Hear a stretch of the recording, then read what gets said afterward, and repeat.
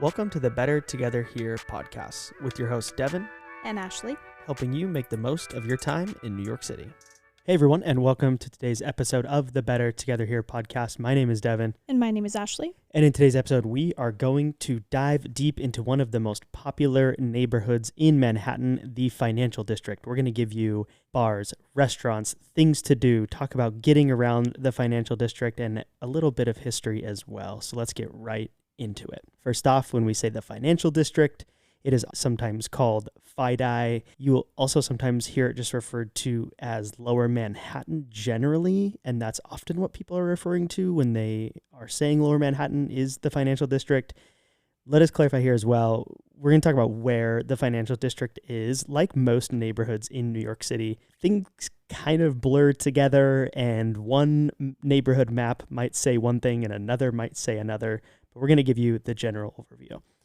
The Financial District technically covers most of the southernmost tip of Manhattan. So it runs from the West Side Highway on the west to the Brooklyn Bridge and East River on the east. And then from the north, it starts at Chambers Street and around City Hall and runs south until the Battery. An interesting thing here is that Battery Park City, which is on the west side of the Financial District and to the west of West Side Highway, is actually not part of the Financial District.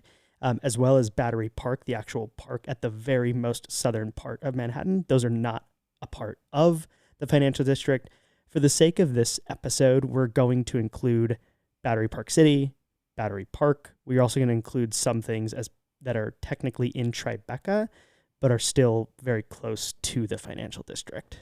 And a little bit of history as it relates to the Financial District. It was initially settled and inhabited by the Lenape tribe and was called Mannahatta, which means hilly island. That is, Manhattan as a whole was called Mannahatta and was inhabited by the Lenape tribe. And then in the 17th century, like most of America, Europeans came over and decided they wanted to take it over.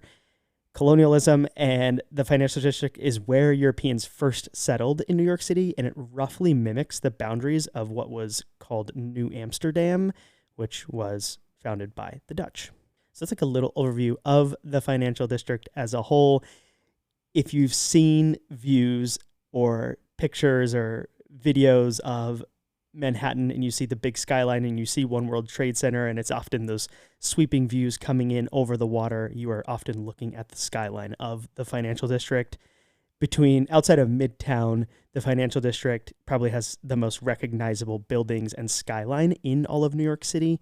So it's something you have probably seen before. One thing I love about the Financial District is just walking around is basically like you're taking yourself on a huge architecture tour. It's really wild because you have some of the tallest, nicest buildings you've ever seen. And then immediately right next door is a building that was built in like the 1700s and is like an old brick building that's 2 stories. And you know that it's been here since like the founding of our country, which is really crazy. Really, really cool buildings, very beautiful neighborhood to walk around. One of my offices at work is actually down in this area, so I get to like take walks sometimes around that area and explore, and I'm always just taken aback by how beautiful it is and how much history is down in this area. Yeah, if there's one area that you wanted to just go and explore a wide variety of architecture and see a wide variety of buildings, the Financial District is one of the best places to do that. And when we talk about exploring, many people wonder, like most parts of the city, is it safe? Is the Financial District safe? I think generally, yes. It has a below average crime rate compared to the rest of Manhattan and New York City as a whole. During the daytime, it's usually really crowded because it is, again, the Financial District. There are tons of corporate buildings and workers, and you see massive rushes for lunch. As soon as like 12 o'clock hits, you've got people all over the street. So it's generally safe. I would say like most spots in the city, remain attentive to your surroundings, especially at nights. But we've generally felt safe walking around and exploring the Financial District. Yeah, I would say the Financial District is pretty safe. I have less like sketchy experiences down in that area than I do like in Midtown, for example. One thing that Devin touched on, the lunch rush. If you want to try to get a fast casual bite for lunch at like noon on a weekday, just prepare yourself for a line. I made that mistake once because I ordered from a place called Naya that we love. It's like a fast casual Lebanese spot. And I was like, oh, this will be super quick. I'll be back in 10 minutes. Told my coworkers I was just going to go pick up food and come right back. It took me like 30 minutes to get my food that I'd already ordered and was just picking up because every single finance bro and their sister was in line for Naya, which is a fast casual spot. So just be aware around lunchtime, it's going to be busy. Which also, if you want to see like the joke stereotypical finance bro, you go to the financial district, understandably. What are they wearing, Devin? Often they are wearing a nice puffer jacket, usually from Patagonia. Well, they're primarily wearing Patagonia vests. Sorry, yes, I meant to say vests. Yeah, so sometimes it's a puffer vest. Yeah, the puffer vest. Like the fleece vest. It's the finance bro uniform, the unofficial, but maybe it should be official. Okay, getting around the financial district. A great thing about FIDI is that most of the subway lines go to the financial district. Pretty much all the major ones, except for the B, D, and FM lines, end up there. So whether you are coming from the Upper West Side, the Upper East Side, you're coming from Midtown, you're coming from Columbia University, you're coming from somewhere in Brooklyn, it's likely going to have a train line that is going to cross in through the financial district. The Oculus, which we will talk about, has 12 subway lines that run through it. And there's also the World Trade Center PATH. The PATH station is what makes it really easy to get to and from New Jersey. So that makes getting to and from the financial district very, very viable for most parts of the city. I will say the financial district is definitely a very walkable neighborhood. Very easy to get around generally, like if you're coming from a different part of the city or if you're coming from New Jersey. But walking around is a little bit more difficult in my opinion because it's not on the grid system. So the financial district, that area down at the southern tip of Manhattan, is what was first settled. And that was before they had the grid system in place. And so the streets have actual street names and they kind of like intersect and they're not perpendicular to each other. There's no street numbers, so it gets really confusing getting around. Yes, so compared to like Midtown, for example, you know, okay, I want to go to something that's on 44th Street between 6th and 7th Avenue. It's really easier to navigate because you know if you're on 50th Street, you know you need to go downtown. If you know that you're on Madison Avenue, you know you need to go west. But when you're down in FIDI, it's things that are on the corner of Vesey and Pearl or whatever streets, and it's like, oh no, I've got to figure this out the old way, meaning Google Maps. All right, and that leads us to this episode's New York know-how. All right, again, we are pulling this from the NYC Basic Tips and Etiquette book by Nathan W. Pyle, one of our favorite coffee table books about New York City. Has great illustrations, witty humor, and just some good things to learn about the city. We will link to it in the show notes. All right, so this is New York Basic Tips and Etiquette number 93. It says, when shopping in New York, beware of unusually high prices or unusually low prices. So if a price on something like an electronics seems too good to be true, it probably is. There are a lot of souvenir electronics type shops around New York City, and a lot of them have cheap, gimmicky electronics, so just be aware of that. But on the flip side, if something has unusually high prices, especially when it comes to food, it can be a cause for concern. And the main thing to know about this is that if you go up to a street vendor or someone like a food truck type or a food cart, and there are not prices listed, you should ask the price before you order. Because a lot of times what they'll do, if they think that you look like a tourist or if they think that you're in a pinch and they don't know you and they're going to be able to take advantage of you, you might order a plate of halal food that is $20. Yes, definitely make sure that you ask what the price of the food is before you order it. We had a bad experience once where we were leaving a concert venue and we're starving and there was a halal cart on the corner and I was like, oh great, let's get some food. Like this will be basic and yummy and delicious, everything we were looking for at 1 a.m. And he hands me the food and said it was going to be $20, which is crazy because the halal guys in Midtown, which is arguably the best halal food in the city, is like $7 or $8 for a plate. So he definitely was trying to price gouge us, but I should have asked before ordering. So if it's not listed, be sure to ask before you order. And that is this episode's New York know-how. All right, back to the financial district. We're going to talk about some of the things to do in the financial district of New York City. We could do entire episodes about so many of these individual places, so we're going to kind of fly through these, but we'll give you just some general points and tips for each of these. So we mentioned it briefly when we were talking about getting around the financial district, the Oculus. So the Oculus is this massive, unbelievably shaped building. It looks like it's white and it has these spike type things that go out each direction, and it almost looks like the back of a dinosaur or something like that. It's hard to describe.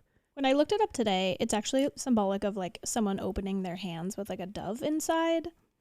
I frankly see like a stegosaurus, but I appreciate the symbolism. You won't miss it when you walk by. Like you'll know exactly what we're talking about when you see it. But it is a huge shopping mall. There's tons of restaurants. There's actually really good fast casual options in there as well for the lunch crowds. But you don't have to go at the lunch times.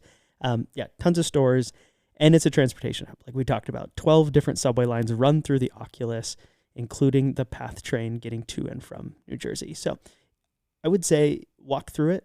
It's beautiful. When you get on that main level, it's super wide open, and then you can look up and just kind of see the expansiveness of the building itself, and I think you can see outside. Like, it is just an absolutely beautiful building to be inside of. So make sure you check it out when you're down in FIDI. Next one on our list is One World Trade Center. This is the new World Trade building that went up in place of the Twin Towers that we lost on 9/11. Specifically, I want to recommend the observation deck in this building. I mean, even just walking around outside the building, it's pretty breathtaking. It's the tallest building in North America, and it happens to be 1,776 feet tall, including the spire on top, which is significant. America. The observation deck is really awesome, and you get really beautiful views of the Statue of Liberty. You get great views looking up towards Hudson Yards, Midtown. You can even see a little bit of Central Park, I believe, through some of the buildings. But really a awesome observation deck experience, and it's indoors, so it's a great option for if you're coming in the wintertime or coming on a day where it's raining or something. It's a pro and a con that it's only indoors. I think that it has its advantages, but sometimes it is nice to be outside, but still a good observation deck. And also up at that level, there is a restaurant and bar that you can grab a drink. Some of the tickets that you can get for the observation deck will include a drink at the restaurant there, so check that out as well. And right next to that, of course, is the 9/11 Museum. So there are many pieces of the 9/11 Museum and kind of memorials around. There are the pools that are the original foundations of the two Twin Towers that are these massive fountains of water that kind of go in on itself, and then it drops down into a space you can't see, and then kind of recycles back out. And then around the perimeters of those, it has the names of everyone who passed away on 9/11. So definitely worth checking that out. That's completely free. You can just explore and look at that. If you want to go into the 9/11 Museum itself, I think it's worth doing, especially if you are from America, and even if you're not American, but specifically if you are American, the 9/11 Museum will just hold a lot of meaning, and it's a very powerful experience to be there. And the way they lay it out, they kind of walk you through moment one of that day and walk you through all the different intricacies of things that are happening. And you hear communications from the FAA, you hear communications from the NYPD, you see videos, there's pictures, there's stories. I mean, it's just powerful. It's a very well done museum. I highly recommend checking that out if you're going to be down in that area. All right, another thing that you can do in the financial district, another famous thing, is the charging bull. That is the symbol of kind of finance and the financial system. You can expect to have a crowd if you go to the charging bull. So just know that if you want a picture next to it, there's going to be probably dozens of other people in your picture, but it is cool to check out and to see. And it's close to Wall Street. So this is the Wall Street that is referenced in so many things, and it is the home of the New York Stock Exchange and other major financial institutions. It truly is kind of the financial hub of America as a whole, and in a sense of the entire world. I don't believe you can go in to the New York Stock Exchange. Never actually tried. Seems like probably not. Yeah, I feel like probably not, but it is cool to kind of walk around that area and see where all the money's happening on all the computers. Yeah, all the made up numbers. They're made up, right? They just make them up. Yeah, I think so. Yeah, I don't think they're real. Okay, another thing that is real and that you should check out, and that is, again, a very powerful experience, is the Museum of Jewish Heritage. This is technically in like the Battery Park part, so not in FIDIA, but right there.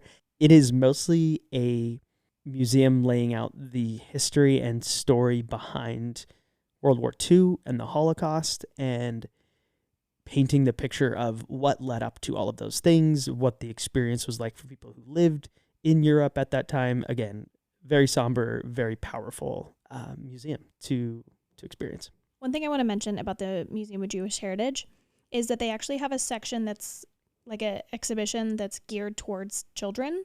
So everything's broken down in like language that's a little bit easier to understand, and there's more like animated characters, but it tells the story of what was going on during the Holocaust and how Denmark specifically was helping a lot of Jewish people at the time.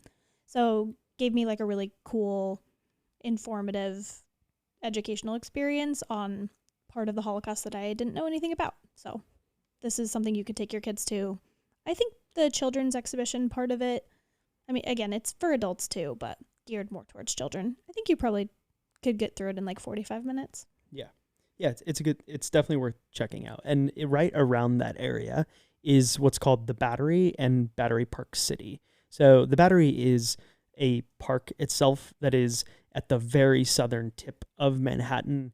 It is where there is the boats that will take you out to the Statue of Liberty. It's where the Staten Island Ferry goes out from, but also just amazing views down there. At this exact moment, we're recording in January of 2025. There's a lot of construction going on in this area of the Battery, which is unfortunate, but you can still go and explore parts of it. There's a Korean War memorial as well. And generally, it's just a good spot if you don't want to take the time or money or effort to actually go out to the Statue of Liberty. There are great spots to just see views of the statue from the Battery and Battery Park City in that area generally. Also, in the Battery, be aware of all the people trying to scam you and get you to buy tickets to go see the Statue of Liberty. We've talked about this before, but if you want to go see the Statue of Liberty, we have lots of resources and you should buy it online, but don't buy anything from those dudes that will get in your way. And if you want to just go by the Statue of Liberty and not actually go to it, you can take the Staten Island Ferry, which is 100% free all the time. Okay, a few other things that you can do. There is Brookfield Place Mall. Mostly it's cool for the views of the water and of seeing Jersey and Statue of Liberty and all that good stuff. But it's also a high-end mall with a lot of stores. Sometimes there are unbelievably expensive, massive yachts that are like docked right by Brookfield Place Mall. And actually the scene from Wolf of Wall Street where I believe FBI guy is coming onto his yacht and they have like a very interesting dialogue that was filmed at Brookfield Place Mall, like near in the little harbor there, the docking area for yachts. So that's kind of fun to check out. Brookfield Place Mall also has a really great food court. So if you're traveling with a big group of people and everyone might want something different, they have a lot of really great options in that food court as well, with a lot of like New York specific restaurants featured there. Another place to go in the financial district more on the east side is Pier 17. So Pier 17 has a large, I believe it's called the Tin Building, which was like some type of historical building that was converted into like a grocery store, and there's some shops in there. There's a bunch of restaurants, but they also have a nice little rooftop area on Pier 17, and they have tons of different concerts there. So when you're coming into the city, you can check out their list of concerts there. And right near there as well is the Brooklyn Bridge. So if you want to walk across the Brooklyn Bridge, that is where you will do it. It starts in the financial district, actually right next, like, or close to City Hall, which the City Hall buildings and all the old city and government type buildings that are down in the financial district, really, really, truly some amazing architecture. Some of my favorite in the city is down in the financial district near City Hall and some of the other buildings around there. In a related note, there are some amazing, very old churches. There's St. Paul's Chapel, which was originally built in 1766, and it is the oldest surviving church building in Manhattan. There's also Trinity Church, which is the burial place for the likes of Alexander Hamilton, Robert Fulton, Francis Lewis, Angelica Church, and other prominent figures in the early period of the United States.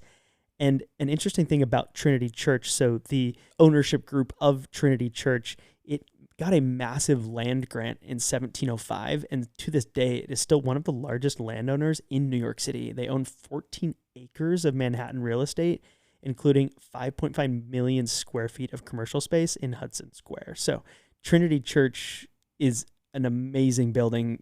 Even if you just walk by, you don't have to go in. Really worth checking out. A couple other places of note, just kind of more general. There's Stone Street, which is famous. It's a kind of an old cobblestone street. No cars are allowed on there. There's tons of restaurants and bars along that area. And similarly, there's like South Street Seaport, which has some kind of fun old school looking buildings and just older streets. There's a South Street Seaport Museum down there. There are just some very interesting, unique streets in the financial district that you're not going to find in other parts of the city because it is such an old part of the city. Okay, that was a lot of things to talk about for things to do, but there is so much to do in the financial district. So let's talk now about bars. If you want to get a drink in the financial district, here are some of the spots that we recommend. Some of these we have been to personally. Others are on lists of places that you should check out and have good ratings and reviews. If there's one that you're going to go to in the financial district, it is probably the Dead Rabbit. It was rated the best bar in the world in 2016, and I think it lives up to that. I mean, we've gone once, and the cocktails that we had there were amazing and like very unique blends of flavors too. Yeah, great cocktails. The vibe in there is just really cool. Like, it's such an old building, and so when you walk in, you're like flooded with nostalgia and history. Very, very cool bar to hang out at. Similarly is Francis Tavern, which we have talked about before. This was there's like a museum portion of Francis Tavern, and there's multiple bars within it. There's also a restaurant. Very cool historical building that was the site where George Washington gave his farewell speech after the Revolutionary War. So again, just so much history. Those are right next to each other. And another one on kind of the historical side of things is White Horse Tavern. It's New York City's second oldest bar from 1880, and it has a storied history. It was a watering hole for the likes of Dylan Thomas, Jack Kerouac, and James Baldwin. So again, just a lot of history in this area. A few other bars that we recommend. Overstory is one. It has a 64th floor deck with panoramic views. Of course, you're going to pay a premium for that, so know that it is a little bit more expensive. There's some classic pubs. Carragher's, O'Hara's Restaurant and Pub, Brickyard Craft Kitchen and Bar is a little bit more trendy. They have some games. They have, again, more craft beers, that type of thing. Stout NYC. We have not been to this location, but we've been to multiples of their others, and they're kind of a well-oiled machine. Like, the food's always good. They have a massive beer selection, tons of TVs. Yeah, great sports bar. Like, if you're trying to catch a game, I would recommend Stout. Yeah, and then another one that we've been to that we really liked was War and Peace. It's a very dimly lit cocktail bar with friendly staff. They have nice bites, small bite options, very kind of trendy, hip spot. That I forgot we went there with some friends, and our group message is now named after a cocktail there. And that leads us to this episode's You'll Have to Check It Out segment. The next stop is Pasillo Italian Panini. Pasillo Italian Panini they probably have the best sandwiches I've ever had in New York City. They are absolutely massive. So as the name implies, they're all Italian paninis or sandwiches. The bread is sourced fresh daily from a famous bakery in Brooklyn. And all of the ingredients are imported from Italy, so they're great. All their meats, cheeses, condiments, all of that is imported from Italy. And they have the most massive sandwiches you've ever seen in your life. I would say share one between two people if you're hungry. For sure. You could probably share with three and have them split it in thirds. Every single sandwich I've had from there is incredible. I personally recommend getting the sandwiches on the ciabatta bread. They traditionally come on the focaccia bread, which is also great. I just prefer more of a typical sub style sandwich, but you do you. Every single sandwich I've had from there has been absolutely phenomenal. Cannot recommend this place enough. Yeah, my days become much better when Ashley texts me and tells me that she's coming home from work with a sandwich from Pasillo. So this is a place that you should check out. Pasillo Italian Panini in the Financial District. And now back to the Financial District guide. Stand clear of the closing doors, please. All right, we'll talk about a few coffee shops in the Financial District. There are a lot. Of course, most coffee shops are pretty similar in the general sense, but a few that are down there that are popular. Hungry Ghost Coffee, delicious, delicious coffee. Black Fox Coffee has great reviews. 787 Coffee, one of the highest reviewed coffee shops I've ever seen in the city. I think it had 4.8 stars and over 2,000 reviews, which, like, we've talked about this before, but anything that has 1,000 or more reviews and is 4.5 stars or higher is going to be good. And to have 4.8 stars with over 2,000 reviews, like, you are doing something right for sure. Agreed. They also have a few locations of 787 Coffee, so if you're craving coffee, you can just plug that into Google Maps, see where you are in the city. There might be one close to you. There's definitely a couple. I know there's one on the Upper East Side. I don't remember where the others are, but I know there's a few. A couple other options. There's Birch Coffee. There's La Colombe Coffee Workshop, which we love La Colombe Coffee. They're cold brew that you can get from Costco. I mean, they have it other places, but we usually get it from Costco. It's like the best pre-bottled cold brew that you can buy. I personally don't like it out of the cans, but I do love it out of like the huge bottles. Yeah. Best cold brew ever. Highly recommend. Not sponsored. We just love this. Wish we were sponsored by La Colombe. Someone should tell them they should sponsor us. La Colombe. If you're listening, reach La out Colombe. to us. Okay. Subscribe to our newsletter. Yeah. Arguably which on that note, that was kind of a joke, but subscribe to our newsletter. We send an email once a week about current events. We talk about things in the news. We talk about events happening for that upcoming week. We link to some of our popular articles. We give tips for navigating New York. We talk about some of our favorite places to go. We include you'll have to check it out. I mean, the newsletter is good. You should be subscribed to it. If you're not already, go to bettertogetherhere.com. There's a big button in the menu that says newsletter. When you sign up for that, you also get access to our Ultimate NYC navigation guide, which is arguably the best resource that exists for getting around New York City. And it's completely free just by signing up for our newsletter. So make sure that you do that. Okay. And our arguably favorite spot for coffee in the Financial District, it's technically in Tribeca, but it is Laughing Man Cafe, which is owned by Hugh Jackman. The Hugh Jackman. Laughing Man Cafe is owned at least partially by Hugh Jackman, and like the Hugh Jackman, Wolverine. Greatest Showman. I've been here a couple times when I work down in this area sometimes. Laughing Man Cafe has incredible coffee. All of the lattes I've had from there are amazing. I think I had a salted cinnamon something latte with vanilla once, and I still think about it. Highly recommend this spot. They also have food options as well. I haven't gotten the food, but it always looks good when I see it. Yeah, so that's Laughing Man Cafe. Technically in Tribeca, but close enough. Last little section of this podcast. I know we've been going for a bit here. We're going to talk about some good restaurants in Fidei.